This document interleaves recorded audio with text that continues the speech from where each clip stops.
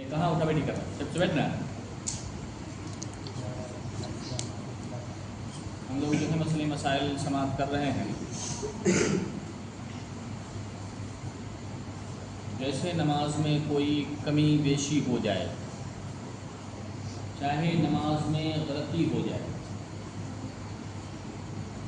तो ऐसा किसी को भी दिल में ख्याल नहीं करना चाहिए कि ये हाफिज जी गलती नहीं कर सकते, चाहे ये मौलाना गलती नहीं कर सकते, ये मुफ्ती साहब गलती नहीं कर सकते।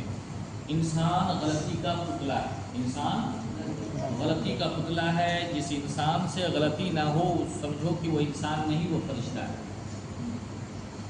इंसान से ही गलती होगी और अगर गलती नहीं होगी तो वो फरिश्ता होगा।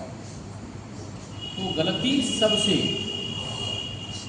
सबसे होगी, ऐसा नहीं है कि गलती नहीं होगी। तो हमको जैसे कि बताना यह है कि चाहे जिस अरकान के अंदर में आपको समझ में आए कि हाँ गलती हो रही है, चाहे मतलब कि रिकत छूट रही है, चाहे सजदे छूट रहे हैं, चाहे क़ादा छूट रहे हैं, अत्तहियात छूट रहे हैं, तो ये जो है हमको कितने लोग हमको पूछने लगे, आज ही ये मसले पेश आए, कितने लोग पूछने लगे कि हज़रत हम नमाज छोड़ करके अल्लाह अकबर कहते। तो ऐसा नहीं है। आप जिस हालत में हैं, जैसे कि आप क़याम में है या रुकू में है या सुजूद में है, चाहे जैसा हालत जिस हालत में है उसी हालत में आप अल्लाह अकबर कहें, उसी हालत में आप अल्लाह अकबर कहें। अल्लाह अकबर आपके कहते हुए जो है इमाम साहब समझ जाएंगे कि हाँ कोई ना कोई कमी नमाज में हो रही है, तो वो अपनी नमाज को दुरुस्त कर लेंगे।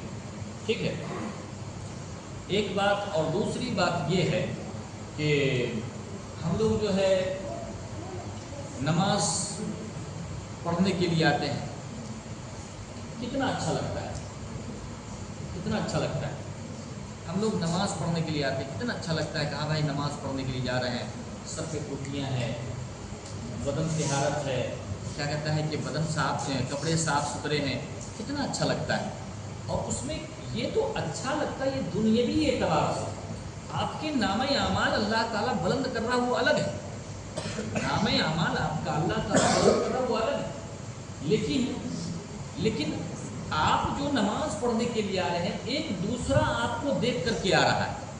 इसी तरीके से कहा गया है कि आप अगर नमाज पढ़ रहे हैं तो आप ऐसी नमाज पढ़ें ताकि आपकी नमाज देख करके लोग दूसरा नकल करें। आप ऐसी नमाज पढ़ें कि आपके देख करके दूसरा नकल करे, और आप भी नमाज पढ़ेंगे जैसे तैसे, और क्या कहता है कि सुन्नत छोड़ करके चले गए, नफिल छोड़ करके चले गए, वितर वाजिब छोड़ करके चले गए, भाग गए। तो भागने का क्या मतलब होता है कि हम नमाज छोड़ करके चले गए, अब आपके देखे देखे दूसरा आदमी भी चला गया। अब दूसरा आदमी ये सोच करके नहीं गया कि हाँ भाई नमाज और नहीं है, दूसरा आदमी ये सोच करके गया कि अगला जा रहा हम भी जा रहे हैं। तो आप जो निकले हैं पहले, तो आपके ऊपर ये क्या कहता है जिम्मेवारी है, और आपको इसके साथ जो जितनी दिक्कत है वो नमाज छोड़ करके वो जाएगा आपके पीछे, आपका गुनाह होगा, आपको गुनाह होगा, इसलिए कि आपको देख करके वो जा रहा है। आपने नमाज छोड़ करके गया, एक तो आप अपनी गुनाह कमाए, और दूसरा कि आपको देख करके लोग जा रहा है तो आपको गुनाह होगा उसका। तो आप नमाज पढ़ें तो ऐसी नमाज पढ़ें कि हमको देख करके दूसरा आदमी नकल करे।